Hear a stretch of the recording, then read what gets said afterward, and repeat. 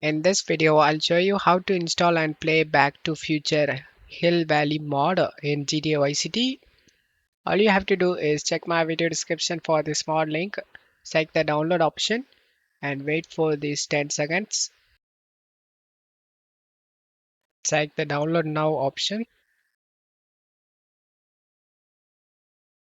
After the download done, select this folder icon, right click on the downloaded file and select WinRAR and select extract to. After the extract and open the extracted folder, right click on the application and select run as administrator. Select more info and select run anyway option. Select yes. Select the next option and select I accept and select next. Select the browse option and navigate to the game folder. Select the game folder.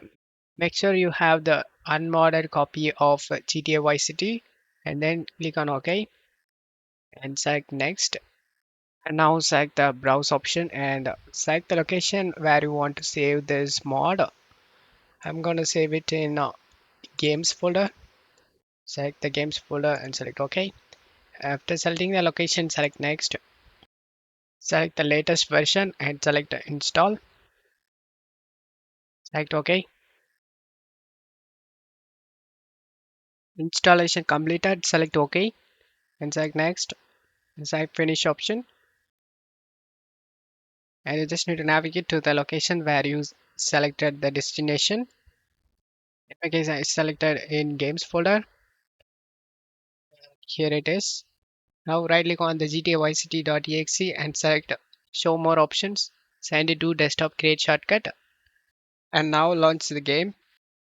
And as you can see, unhandled exception error. To fix this, check my video description for this mod link, draw component. Select the download option. Wait for 30 seconds. Then select the download now option. After the download done, select this folder icon. Right click on the downloaded file and select WinRAR and select open with WinRAR. And then just close stuff here. Drag and drop the mod game folder. And now you can launch the game without having any problem.